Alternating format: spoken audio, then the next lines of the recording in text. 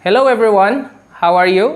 This is JR from JRC Visa and Immigration Services. So we are here now to answer some of the basic questions that are popping up on some social media and foreigner group chats. So for us to give some enlightenment for those questions that are frequently asked by those foreigners, hoping that this will be an initial one to guide you for you to be doing the right way of doing your immigration and visa needs. To start with, how long will it take for you to be a considered overstaying alien? Okay, for you to be an overstaying alien as classified by the Bureau of Immigration, if you missed a single day for you to extend your visa on the valid authorized stay, then you are considered as an overstaying alien. Most commonly, there are three situations, basic situations in which a certain foreigner or an alien have missed to extend their allowable stay for more than 6 months, more than 1 year, or more than 36 months or 24 months, which is the maximum allowable stay of a certain foreigner here in the Philippines as a tourist or on tourist visa. Next common question that we would like to enlighten you is going like this. Does an ACR Icard on tourist or temporary visitor can help you open a bank account? Okay, this is a very common question being asked by foreigners on tourist visa. By classification, a tourist visa is a temporary visitor in the Philippines. Way back 5 years ago, banks will allow to open you a bank account using your tourist visa ACR Icard. But now, with the mandate of the Bangko Sentral ng Pilipinas, banks are required to do their profiling on their foreign clients, and they are mandated to require their foreign clients to submit or to show an ACR Icard with a permanent residency status. So with that, the tourist visa ACR Icard will not be acceptable as of the moment. In some other cases regarding the ACR Icard, there are times that the ACR Icard on tourists might be accepted at the discretion of the bank or the bank manager for them to open a bank account. So basically, the bank have further justification on why they receive the ACR Icard on tourist visa for a foreign or an alien to open a bank account for now. Alright, so next question on the list. Does an ACR Icard on tourist visa can help you apply for a driver's license? Well, this is another very tricky and very general questions to ask. Normally, a foreigner can apply for a local or Philippine driver's license in two ways. Applying it from scratch, from student permit down to a professional or a non-professional driver's license. Or there's also one that we call is conversion, meaning they will have their driver's license from their country of origin. So based on our experience here in Cebu, there is an LTO office here that will allow an ACR Icard on tourists, provided that they will have the English translated version of their driver's license from their country of origin, and at the same time they have at least 6 months validity on their tourist visa. So that might be on a case-to-case basis but we are speaking of based on our experience here in Cebu. So let us explore, and for those foreigners that would like to get the local driver's license, please do let us know. Alright, so we are going to our next question. What will you do if you have overstayed? Okay, there are two things that you need to do. Number one, if you have still overstayed for a month or 6 months or over a year but not overstayed for more than 36 months or the allowable stay, if you have overstayed, then all you need to do is, for the 6 months, for example, all you need to do is to update your visa. But that couples with a documentary requirement or the paperwork, which is what we call the motion for reconsideration. And that is one of the major paperwork that you need to do. If you overstayed for some reason, valid reason, for more than 12 months, that will be filed in the Bureau of Immigration in Manila office. On the other hand, what is mostly commonly happening right now because of the pandemic, there are aliens or foreigners who have overstayed more than 36 months, which is their allowable stay.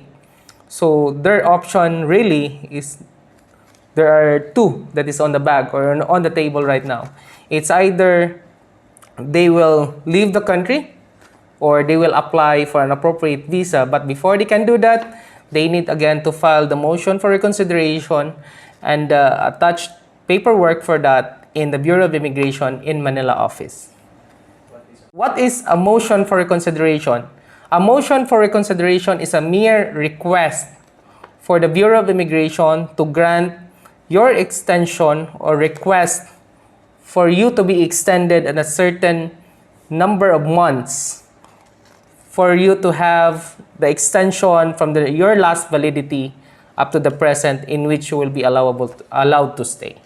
So we have another question that will need to be addressed on. So what are the expected costs if you overstayed? So we will be taking a look at what is the current situation right now because of this pandemic, because some of the foreigners who have come to the Philippines have fully maximized the benefit of the 36 months allowable stay. And once you overstayed for the maximum allowable stay, you will be required to file it in the Bureau of Immigration in Manila with a motion for reconsideration without the cost of you going there and to file the motion. At least you will have a $500 that will be on arrears, which will compromise what we call IARC.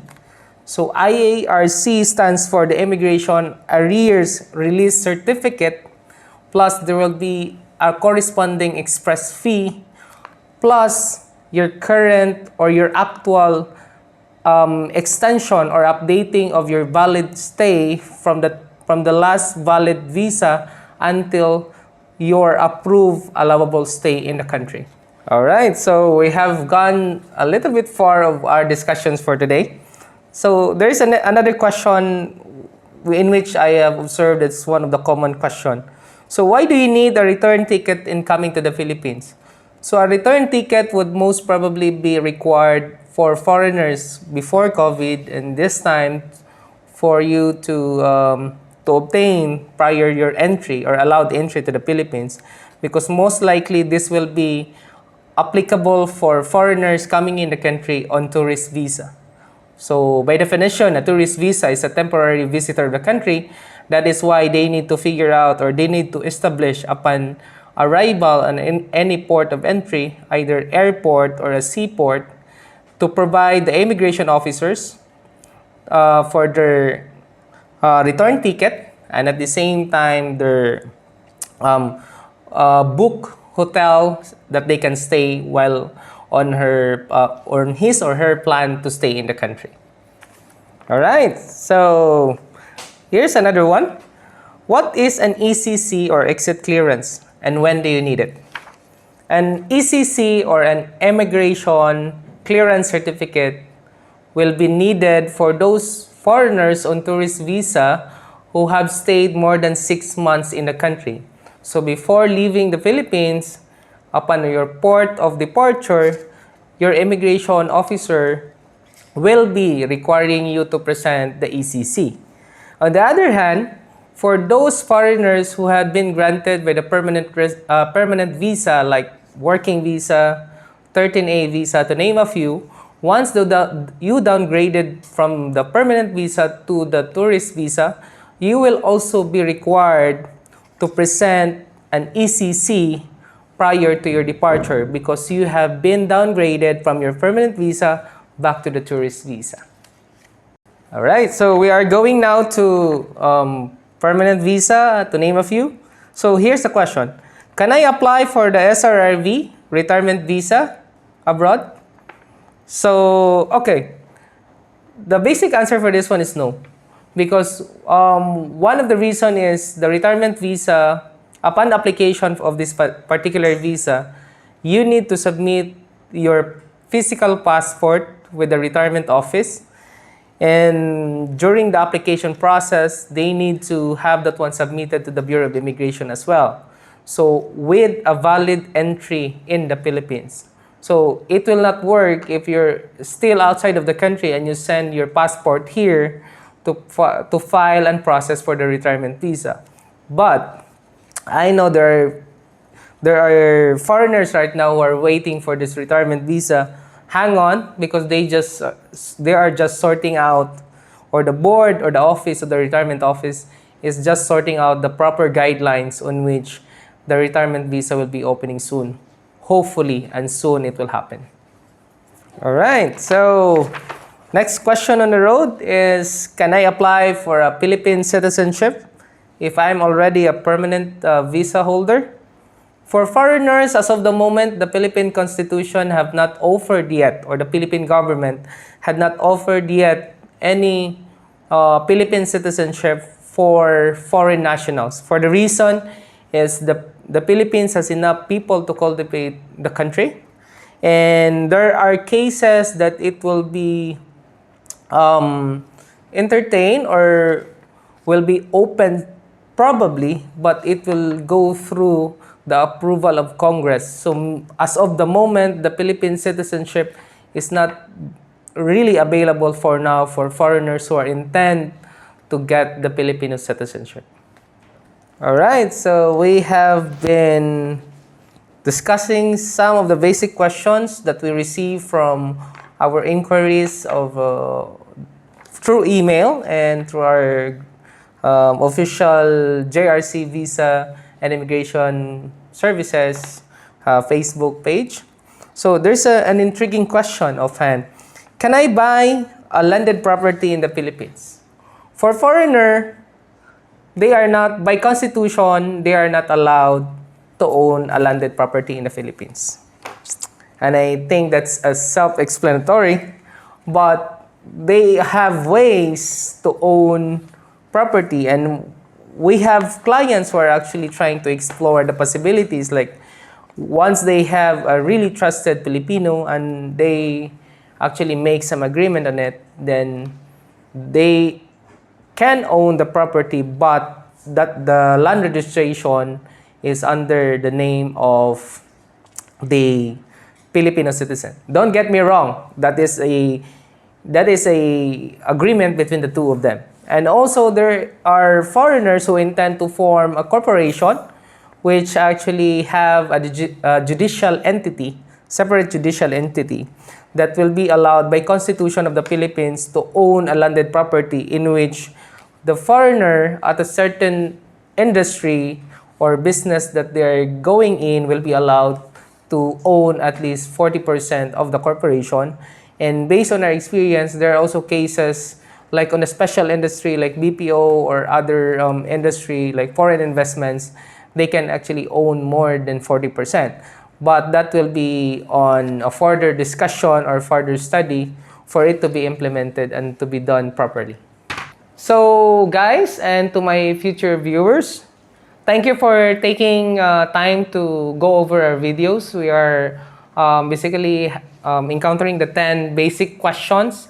And I know that there are still a lot of questions to be verified, and our channel will be doing our best to give you the best possible options or answers to your questions or queries, so that we can actually guide you on your stay here in the Philippines.